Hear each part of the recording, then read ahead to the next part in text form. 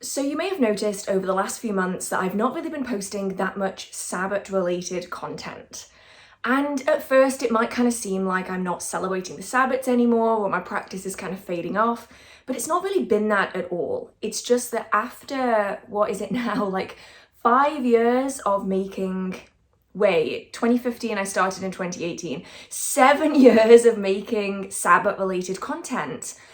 I've just realised that my practice has kind of shifted and changed over time, and now I spend the majority of my Sabbats trying to reconnect with the natural world, trying to reconnect with myself. I'm not doing the same kind of elaborate spells and rituals that I used to be doing.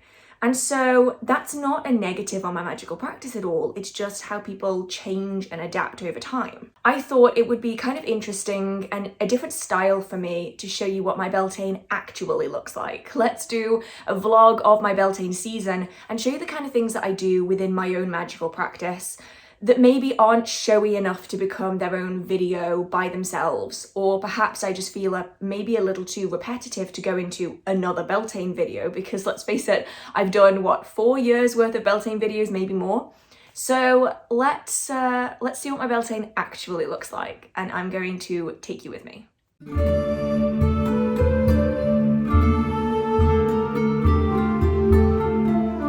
For the longest time in my magical practice, I focused primarily on the spells and rituals surrounding the Sabbats, and I feel like along the way I lost some of the meaning of them, some of their connection to the natural world. Many of the Sabbats are associated with crops and growing and harvest, and a lot of them still are connected with changing of the seasons. And this is something that's so easily lost, especially when we live in towns and cities, and so I try to be really intentional in acknowledging the natural world. I try to go somewhere nice. I'm really grateful that I live in England and there's lots of nice places around, but even just spending time walking through a park or trying to work with a plant or a tree spirit can really benefit your magical practice. This time of year is so special, and I think there's something about the vibrancy of all of the green leaves against the bright blue sky that just makes it feel incredibly magical.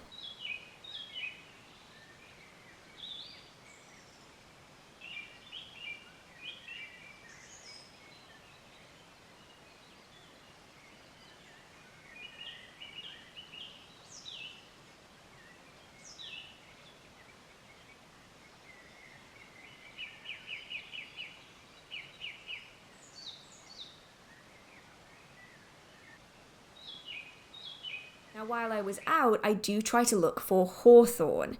Hawthorn is a plant that is sacred to the Beltane season and is very closely associated with the fair folk, especially solitary hawthorns, particularly those that are found on the top of a hill, are deeply connected to the fair folk as entryways to the other world. And there's a few different myths and legends surrounding the hawthorn, also known as the white thorn. The idea being that if you were to fall asleep under a hawthorn on Beltane Eve, you had the risk of being taken away by the fairies, secreted away into the other world where you might be forced to spend your life among the fair folk, perhaps even getting to know the fairy queen. One such story caused a man to be trapped in the other world for 7 years, only to be spat out again 7 years later on Beltane to find that while he hadn't changed all that much, the rest of his family and friends had moved on, aged, and carried on their lives without him. When he returned, everyone else was different, and yet he was exactly the same. The passage of time in the other world isn't the same as it is on Earth, and so for him, what had only been a few hours had actually been years to everyone around him. If you would like to work with the hawthorn, Beltane is really the time to be doing it. It is the only day of the year you're able to harvest from this plant and bring it inside your home. Otherwise, you risk the wrath of the fair folk.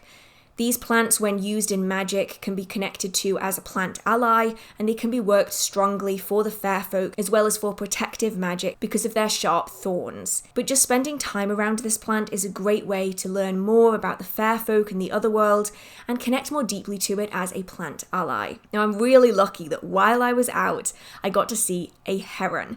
Now, herons are massive birds in England. We do not get that many big birds, and when you see a heron, it is huge in comparison to everything else. Now, when some people see herons, they think it's a really bad thing, especially if they have ponds, because they do come after fish. But luckily here, I was able to see a heron in its natural habitat, and I stood still just long enough to be able to see it catch a fish, and I was absolutely stunned.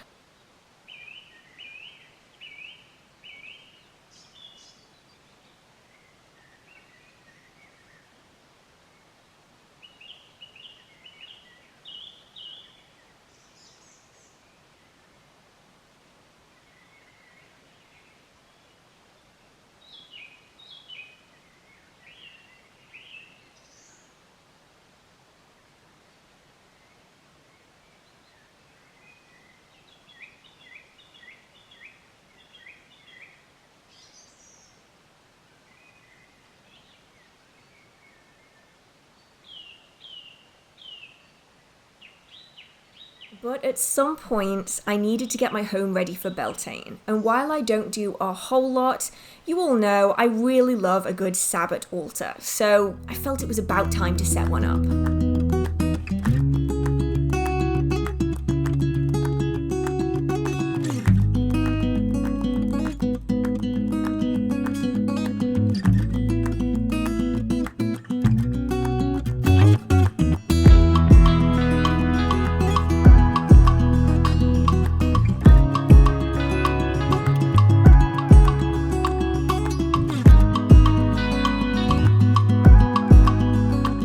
So this is the altar all complete, and I'm so happy with it. Now I know I say that after every single altar setup, and I think it's because it's shiny and new, but there's something about this one, I think it's the art print, that I just really love. I've never used this one on an altar before, and I think that newness is what's really exciting me. Plus, I have been so excited about the Beltane Sabbat that I just couldn't wait to get this set up. I set this up way earlier than I normally would because I was so excited. And then, of course, I had to bring in some kind of fresh flowers. So if you remember the tulips from my Imbolg altar, I went out again and I got the exact same tulips because I loved them so much, and they just bring some pizzazz into my living room. They just make it feel so much warmer and so much more summer-like. And then I thought, well, maybe I should actually get out into nature a little bit more in my own back garden. And I realised that a lot of my herbs hadn't actually made it through the winter. A lot of them, especially the more fragile ones, just did not survive. Not helped by the fact I'm pretty certain either a cat or a squirrel keeps digging them out of my beds. So I thought maybe I should mix it up this year and actually try to grow some vegetables instead. So some bell peppers, some snack peppers, maybe even some tomatoes. Could be really nice as a change because it's not something I've done in a really long time. Oh my god, that's so cute. Okay, but the green one though? No? That's cute! And then of course, I had to do some divination. This is something that I do every single Sabbat. If you'd like the full reading, it is available on my Patreon, but for now you can just get a taste of my style of tarot reading. Hello. Today we are going to be doing another Sabbat tarot reading, but this time I felt really drawn to include this particular deck in this reading. This is the Green Witch Oracle. It is absolutely beautiful, and it just seemed like the perfect time of year to be using it. So this is going to be added in too. So up first, I'm going to sort out the cards. So we're going to be shuffling them, and then we're going to see what is going to come out. So up first, I just give them a general shuffle. I do read reversals, so I split the deck, shuffle them together, and then keep going.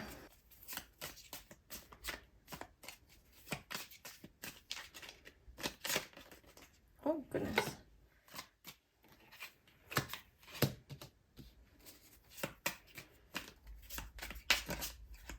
Getting the need for the number 5. I've had that this entire time. It took me longer to shuffle at the start because I felt the need to do it 5 times. And now I'm also getting the number 5 again. So obviously Beltane is in May. That's probably where the 5 initially came from. But I feel like I should end up having 5 cards. And I am struggling with that. Okay. 3. So as you can see, I'm not trying to force the cards to flick out. I'm not putting any pressure on the cards with my thumb at all, besides to stop them from kind of sliding everywhere. Instead, I'm just allowing the cards, oh, interesting, to come out as they may. Oh, I was not expecting that at all. So, interesting. I was expecting 5 cards. We've ended up with a bonus card. And then I'm going to do something similar with the Green Witch Oracle. Now this is Oracle instead of Tarot. It's a little bit harder for me to shuffle, but you know what? We're going to give it a go. I'm not going to read reversals with these though, just because reading reversals with Oracle cards like this is just a bit of a pain. You can definitely do it with some Oracle cards, but these ones are quite simplistic. And I don't mean that in a bad way at all. It's just the artwork is not as detailed as, say, something like this one. So it's a lot harder to get really, really detailed reversals.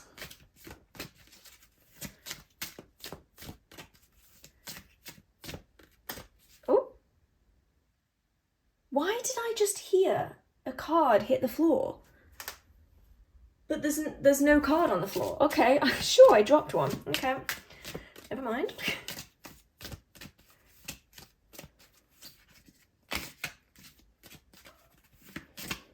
I might have to do this a slightly different way. So, because nothing's coming through as I'm shuffling them, I'm going to go through each card individually, and I'm just going to see if one particularly stands out.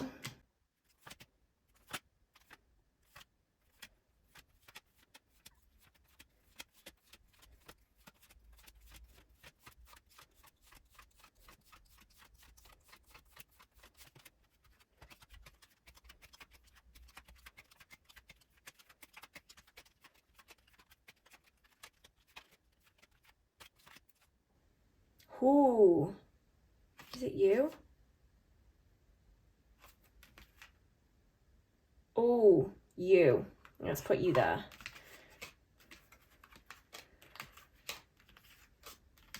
Yeah, so basically the way it feels is on the first pass through.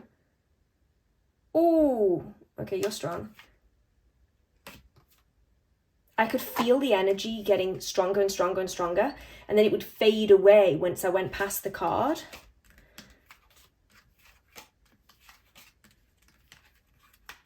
See, now it just feels kind of normal again.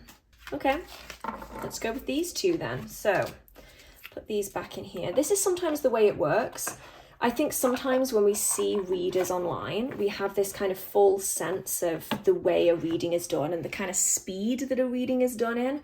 And in reality, sometimes I can be shuffling for 10, 15, 20, 30 minutes. Nothing will come through, and then all of a sudden I'll get loads. So we have Wisdom, this is the Bay, and we also have Abundance, that is the Grape. So we have 22 and 23. Huh. Now, you definitely saw me pick these two up from very different parts of the deck, right? These were not next to one another in the deck at all. And yet we have 22 and 23. Huh, okay. Very interesting, very, very interesting. And while I'm doing all of these other things, mostly connecting to nature because we've ended up in a heat wave in the UK, which is incredible. I'm spending as much time as possible outside. I do want to be doing some spells and rituals. Well, mostly I wanted to honour the Sabbat of Beltane by involving some kind of incense and fire-based magic, because Beltane is a fire festival. It's about attracting things in, magnifying things that you already have. So I wanted to make an incense for this particular Sabbat. Okay, so in terms of the incense, I am primarily going to be using frankincense. I'm just going to tip this entire container in. It then calls for dragon's blood. So I have a little bit here of powdered dragon's blood. Now I don't use very much dragon's blood because what I have is basically what I have. I'm not planning on getting any more of it because the plant is slowly but surely becoming endangered because of the harvesting of dragon's blood. So I just have like a little tiny bit left. So I'm just going to use like a smidge just a smidge in here like this. That's all I need. Literally, that tiny bit is all I need. You don't need very much, just to kind of turn it a red shade. I then have a giant container of mugwort that might legitimately be too big to see all of it on camera. Ginormous container of this one. I'm only making a really small batch, so I don't need like mass amounts of any given plant. I'm then going to add in rose petals. These are like a staple for me. I have so many rose petals for a reason. I love using them. So they're going in as well. And a little bit more. Boop. And then I'm also doing some jasmine. Like that. Now, if you were doing a bigger batch, you'd probably want to blend them individually before you add it into the pestle and mortar.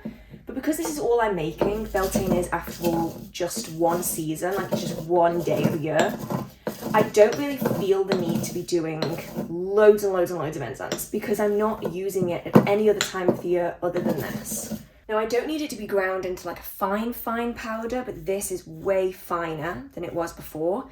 And that's going to allow it to burn far quicker and easier. And this is by no means going to fill this container, but this is just somewhere really safe to store it, so I know exactly what it is. Because I know what I'm like. I know that I will immediately forget what I've made. I will forget what's in it, I'll forget where I've put it, and I will forget to label it. So that is kind of the next step, is to make sure that you always label all of your powders, your herbs, your blends, your oils, everything. I tend to forget sometimes, and I always regret it because I always forget what is what and where is where and who is who. It's a problem. There we go, and that is enough Beltane incense to get me through the season. I don't really need much more than that. Like, I get why people make like bulk incenses, especially if you're a retailer. But if you're just an individual person, you can just do like single portion incenses, and that's really all I need for the season. And then I'm going to be using a really simple bit of candle magic to manifest my desires. A lot of my celebrations now are really pared down. And one of the main reasons I wanted to do this video in a slightly different style was because a lot of my rituals are the same. If they worked the first time, I'm going to do them again, and so I often find that my practice can be a little repetitive for making content on, mostly because if it works, I'm not going to change it. If it ain't broken, don't fix it is kind of the attitude I have in my magical practice. So this is the working I'm doing for Beltane, designed to work with the fire element to manifest desires and goals, working with the fertile, abundant energy of Beltane, and using the tea light as a representation of a balefire or a Beltane bonfire. Now, this working is really, really pared down. It's super simple. I could have taken this far more elaborate, but I'm just going to be really honest and say that my practice is often really, really simple. I have a results-based practice. If something works, I'll do it again. If it doesn't work, I won't do it again. So I could use a tea light holder. I'm not going to bother because for the amount of time this tea light is going to be lit, I don't think it's going to be that necessary. But what I will start with is using my last charcoal disc and attempting to light this on fire. I have a bad track record with charcoal discs. I can rarely get them to light, mostly because I've lost my charcoal tongs and I don't know where they are. So I'm going to allow this to pop and spark for a while. Once it starts going grey, that's when I'm going to be adding on some of my Beltane incense. And while that's doing that, I'm going to set about writing my petition. So this is going to be the things that I want to manifest, the things that I want to magnify, the things I want to expand in my life. Now, I'm not going to show you any of that, so I'm going to just blur it out. But that's what I'm doing. I'm not going to make anything super duper specific. It's going to be a little bit more vague and open-ended while still being targeted. I hope that that makes sense. It might not. So as we can see, the charcoal is starting to go white now. So I'm just going to take a pinch of this, put it on there. And then before I burn my petitions, I'm going to waft them through the incense smoke, burn them, think of my intention, and then place them into the chalice.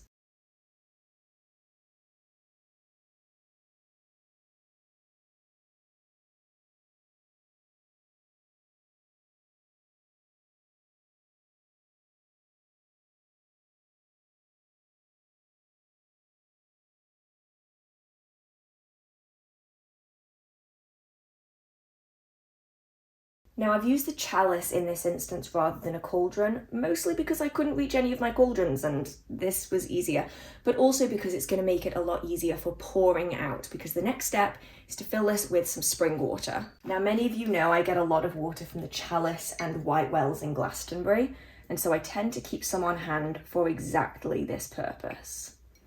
So we're going to put that in there, and then this is going to be poured into all of my herb bed and my potted plants, so that as they begin to grow and flourish, so my intention grows and flourishes with it. Now, I want to emphasize here, I don't drink out of these chalices. These chalices are only used for ritual purposes. They're used for offerings, they're used for herbs. They are not going to be drunk out of. If you do drink out of your chalices, I wouldn't recommend doing something like this. Use a cauldron instead. But for me, these are for ritual use. And oh my goodness, this incense smells actually incredible. Maybe I'll have to make this like a permanent incense on the store, because this is incredible. And then these are all my herbs. They've sort of survived. Sort of, this one, not so much. But the chamomile, this one really has. So this,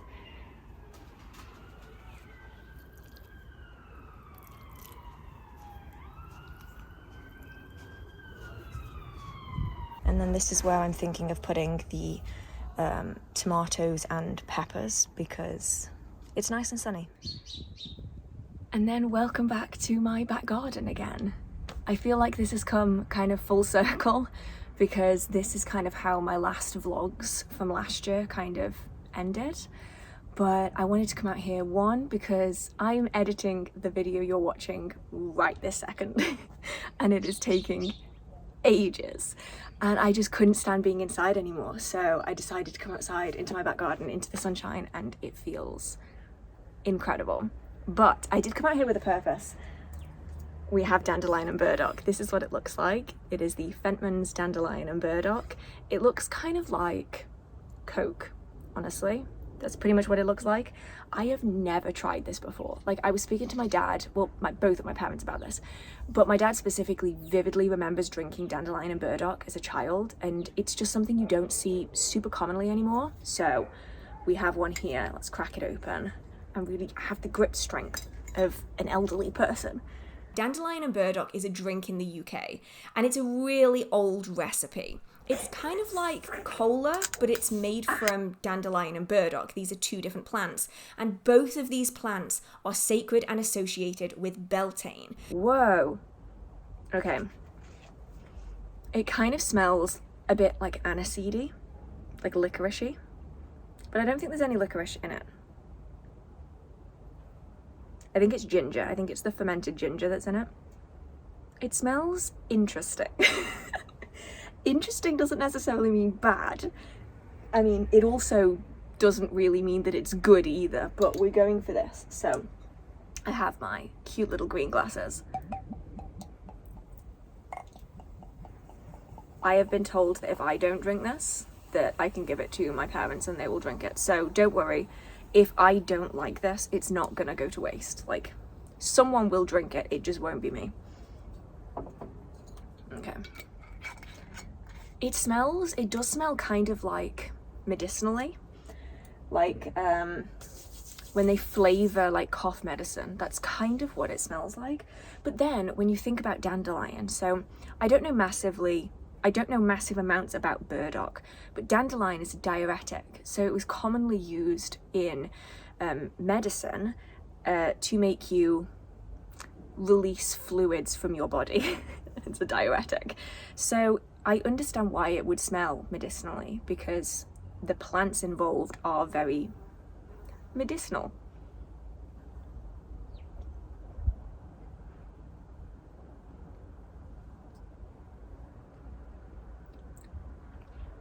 I feel like the kombucha girl by now.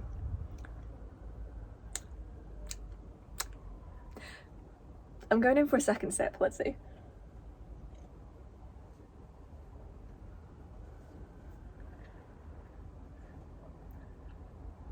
Okay, it's not horrible.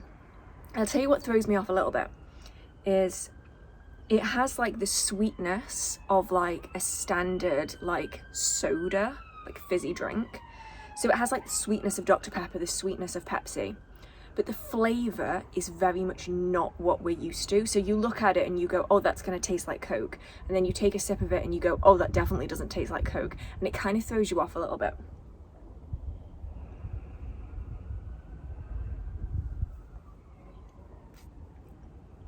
You know what though, I don't hate it. So if you have a place where you can get Fentmans, I had a look last night. These are available in, oh, cute birdies, Tesco and Morrison's in the UK. You can also get them online, I think. You can get smaller ones than this, it's just this was all they had. Give it a try, even if it's just like a seasonal. They're having a real argument over there. They're having like a domestic. Even if it's just to celebrate the Beltane season, give it a try. It's something different.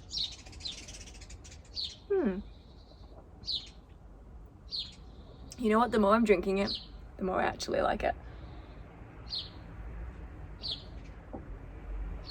So that has been my Beltane video for this year. I'm not sure if I like the way it turned out. I'm not sure if I like the vibe of it or if I just should have done one of my normal videos. But I know that when I look at the kind of content I watch on YouTube, because YouTube is like most of what I watch, I tend to watch a lot of vlogs. That's like the majority of what I tend to watch.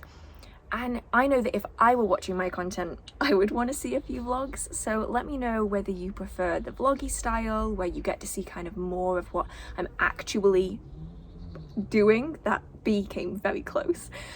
Or whether you prefer kind of the more like academic-y, this is what you could do if you chose to kind of videos. Let me know. But like, I like doing things in a different style. I like being able to get outside. Like, it's just been really fun, like just vlogging again. Like, I used to do it a lot during lockdown, and then I just feel like I haven't really done it that much since. So yeah, let me know what you think. I hope you're having an amazing Beltane. I hope you're having a marvelous magical day. If you enjoyed this video, let me know by liking it. It means so much to me, like genuinely. If you want to see more content like this, feel free to tag along, join, subscribe. It's totally free, and it just means that you get notified when my content goes live and I get to see how many people are watching, which is super useful. And I would love to know what you're doing for Beltane. Are you doing like something big and elaborate? Are you going to a bonfire? Or are you just doing stuff in your own home? Let me know. I would absolutely love to know. I'm sure you can inspire other people too. And with that being said, I will see you in another video. So I hope you have an amazing Beltane. Okay, bye.